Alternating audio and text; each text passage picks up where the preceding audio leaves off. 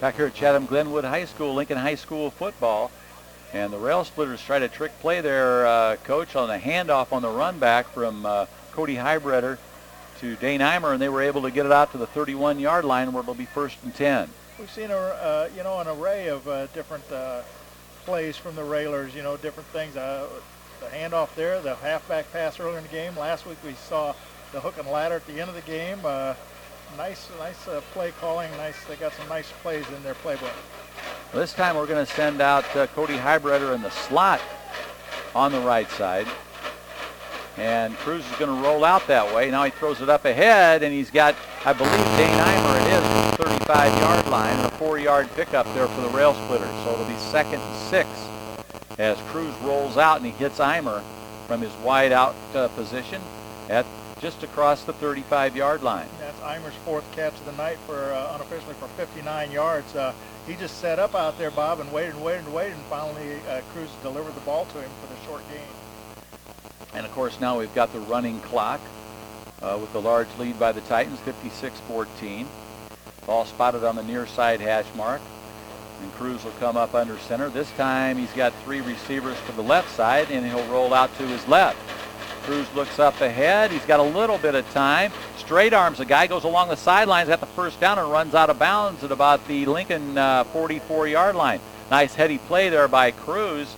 He saw he didn't have anybody open, so he straight-armed one of the tacklers, and then he was able to take it out of bounds for the first down. Yeah, he looked downfield, wanted to throw, but you're right, Bob. The coverage was great, and he had nobody to throw to. And they spot it just across the 43-yard line. Be 1st and 10 for Lincoln. Clock on the move. Next week we'll be back at Hanlon Field in good old Lincoln, Illinois, to take on the Springfield Senators. Senators playing at Memorial Stadium tonight against Rochester. Raiders a little slow getting out of the huddle. They need to hustle up to the line and get it off for the penalty. This time Heibreder will come out in the slot and get on the right side with Dane Eimer. Man in motion is Schmidt, and they pitch it to Schmidt on the short side, and he's wrapped up after he gets down to about the 45-yard line. Now they say there was a fumble, and they finally blow it dead. Let's see what the call is by the officials. They look a little bit, they're going to give it to Glenwood. They're going to say there was a fumble, and then they finally blew it dead at the Lincoln 40-yard line, and Chatham-Glenwood will take over 1st and 10 at the Lincoln 40-yard line. They were a little slow making the call out there, Bob. They were kind of waiting until the end of the play before they ever made a call, but they finally did, and they unfortunately, he looked like he backed up and had a couple yards on the play, but then lost the handle, and Glenwood was able to get possession. They're going to take over on Lincoln's 40. Well, most of those Lincoln guys have been going both ways all the way, and you got fresh Titan players coming in there, and one of them just came in there and was able to rake the ball away. Yeah. And Lincoln does have a lot of options off the bench either, Bob. There's not a lot of bodies over there, and so your players are out there most of the time. Glenwood has lots of options. Glenwood's going with a new quarterback, and I'm going to have to try and figure that out. Number 5, I think. He fumble. The snap. See if the Railsplitters got it back. It was Matt Bonatis, and the Railers do have it back. Excellent. Clock on the move, 8:49 left in the contest. They fumbled. I'm sorry, Bob. They fumbled that ball on the snap. The quarterback really never got possession of the ball, and the Railers were right there to fall on it. At their own 40-yard line, and here we go again. Heibreder going to check out of the football game. He's had a good game tonight. Checking in for him is Tim Jackson. He comes out in the slot. Handed off to Anthony Cannon, and Cannon makes his way down across the 45 to the 46-yard line. 6-yard pickup there for Cannon. Nice, right up the middle. That's a good gain on first down. Clock continues to roll here, just under 8 minutes now, Bob. Lincoln has 2nd and 5. Cruz has got the play, trots back into the huddle. Railsplitters break, come up the line of scrimmage. Dane Eimer split here to the near side, and the slot's Tim Jackson. Schmidt the wing on the right, Cannon offset. And this time Cruz going to roll out to his left. He's got plenty of time, got some good blocking, throws along the sideline. Connor Schmidt, did he get underneath it? Nope. They're going to call it incomplete. He just couldn't come back and get it. That ball wasn't a spiral. It was going pretty much end over end, and Schmidt tried to come back and get it, and he just couldn't quite get there. Yeah, I'm not sure if the ball slipped a little bit on Cruz or not, but he didn't get a very good spiral out there, as you said, Bob, and it was a little short. Schmidt tried to come back to it, but just couldn't quite get there. He had him wide open, and now it'll be 3rd and 5, and Lincoln wants a timeout, and we'll take a timeout. We'll be back after this. Alex Nato is checked into the football game for Lincoln, along with some other nice white, clean uniforms. We'll have to check and see who they are as we go along. I believe we've got a new quarterback in there, and that, I think, is that Metalco, number 1? Yes, Brett Metalco. Jackson in motion, and Jackson's got the football. Makes the turn along the sideline, and he dives for a first down. The sophomore, Tim Jackson, got the handoff from our new quarterback in there, Brent Metalco, and he was able to dive up ahead for a first down into Titan territory at the 49-yard line. Make it to 48. Metalco, of course, quarterbacks for the sophomores, Bob, so he's had some experience there, but not at the varsity level. He got in a little bit in a couple earlier games, but he'll get this whole 4th quarter here. And he's played some good defense for us, too. He comes up under center. We got a man in motion. They handed, that is Sean Cannon to the 40 and out to the 36-yard line of Chatham goes Sean Cannon. He got the handoff from one of the wing positions, and he has it to the official. And he got a nice block by number 78, Jared Reidel. I think I said that right, but he got a nice block there along the line to help him get around the corner. Reidel's a senior, and he's getting some playing time. First down to the 36 goes Sean Cannon. Clock on the move. 6 minutes left in the ball game.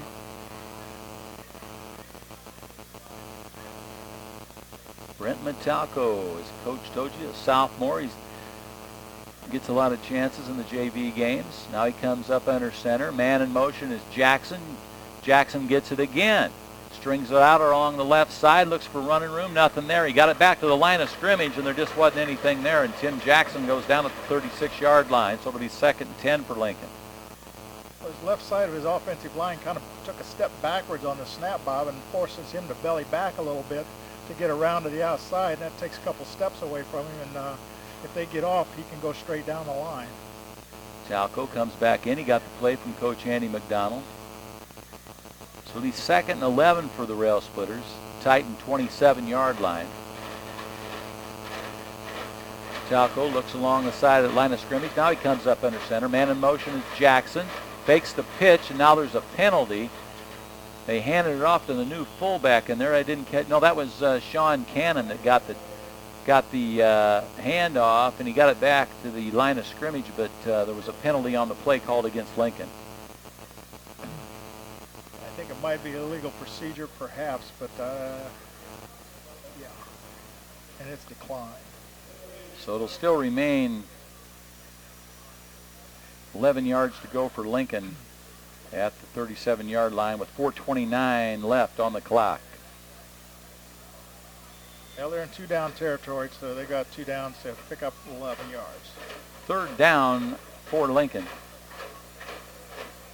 Brent Metalco, the sophomore quarterback, in motion is Cannon. Now Metalco rolls out to his left. He's a left-hander. Oh, man. He had the completion and just couldn't hang on to it. The intended receiver was Griffin Pollock.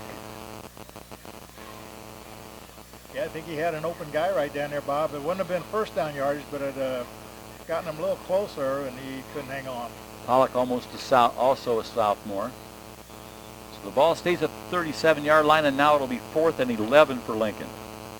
Split out here wide to the right for the Railsplitters is Will Cook. Man in motion, Jackson. Now they lose it. Now Metalco picks it up. He's still on his feet. He's very nifty runner, still on his feet, breaks a couple tackles, and then he's finally taken down at about the 41-yard line. So the Titans will take over on downs. They stop the clock. No, they keep it going.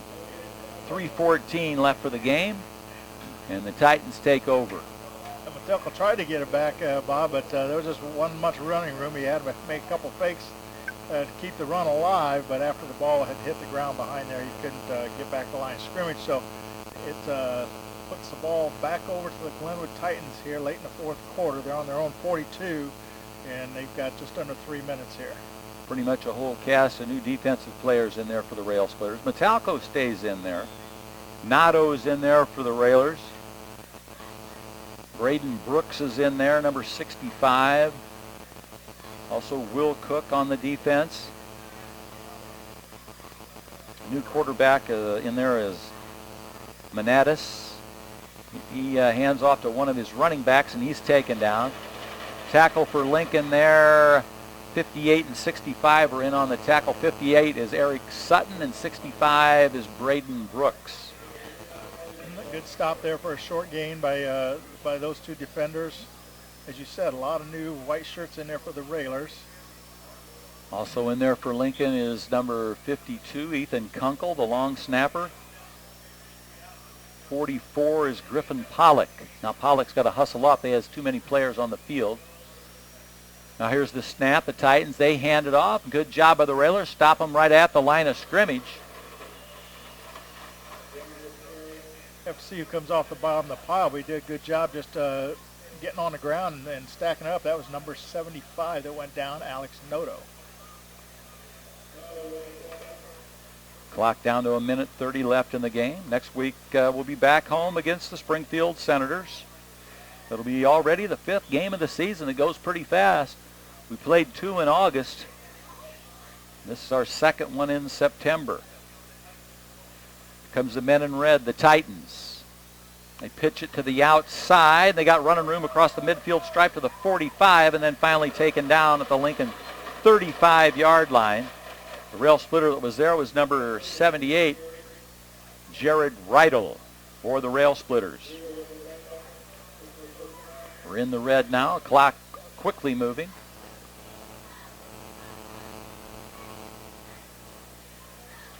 Ball spotted at the Lincoln 34-yard line. This is Matt Benitis.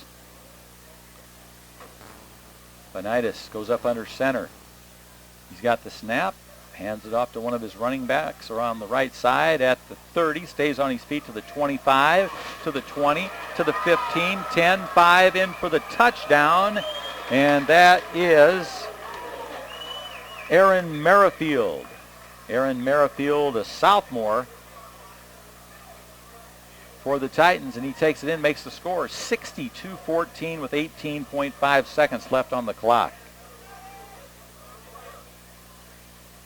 Merrifield, a sophomore, takes it in for Coach Rourke and his ball club. And now it'll still be the same kicker. That'll be Chase Volpert to attempt the extra point.